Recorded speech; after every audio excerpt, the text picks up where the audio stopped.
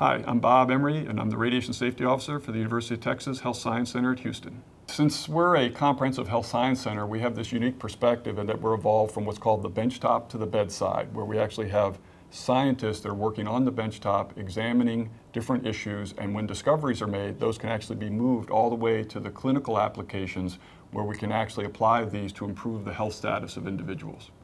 The use of radioactive materials in this work is very important because radioactive materials allow scientists the unique ability to actually follow biological systems at the atomic level, and that's a very unique capability that other procedures don't allow us to do. The ability to use radioactive materials allows the scientist to actually see things occur at the atomic level and actually see how they move through biological systems, and that's a very important capability to possess. Radioactive materials are also used for examining issues such as cardiovascular disease, neurodegenerative disorders, and diabetes. So a wide variety of diseases are being examined here at the Health Science Center with the use of radioactive materials. There's no doubt that the major advances that have been made in medicine in the past 50 years have certainly been aided by the use of radioactive materials, and we certainly want to be able to continue with that sort of progress in the future as well.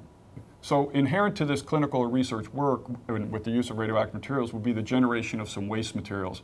But these waste materials are things such as rubber gloves and plastic tubing and glassware that's become contaminated because it was in contact with the radioactive materials. So once these materials are generated, our folks will go and assist the laboratory or clinician personnel by collecting that waste and bring it down to our dedicated processing room. The materials are then examined and evaluated and then placed into various processing containers, specialized containers, where then they will be encapsulated. After the waste is collected, our radiation safety specialists will actually monitor that waste to verify the radioactive content that has been entered on the label by the clinician or the laboratory personnel. And that's important because we have to make sure we know how much radioactivity is going into that drum or that container. So once these drums are filled, we seal them up and put certain labels on them, and then historically we would ship these wastes for permanent disposal to a facility in South Carolina. But as of July 1st, 2008, we are no longer able to ship waste to that facility, and so these drums are actually being stored on site. Certainly safety and security is our top priority, like anyone else who uses radioactive materials as part of their activities, but our Health Science Center was never designed or intended to be a long-term radioactive waste storage facility.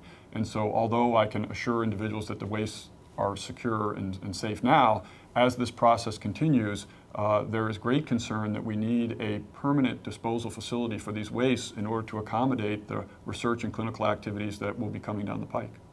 Certainly the issues that we're facing here with waste disposal are not limited to us. The entire Texas Medical Center is facing the same problem, and it's not limited to the Texas Medical Center. Any modern biomedical research or clinical care facility has the same concerns because radioactive material is so important to the core missions of these organizations that they certainly share my concerns that we have to have a safe and permanent long-term solution to this issue. I think the more the public begins to understand what these wastes truly consist of, I think there are many misperceptions about what the waste really looks like. But when they begin to understand that the waste by and large are dry solid materials and there are many layers of protections put around these materials before they are placed into a facility, I think through improved public understanding, they'll begin to realize that, in fact, this can be a very viable solution for this disposal problem, particularly in an era where we have to be not only concerned about safety, but now security is a big issue because post 9/11, the issues about security with regard to radioactive materials have been heightened.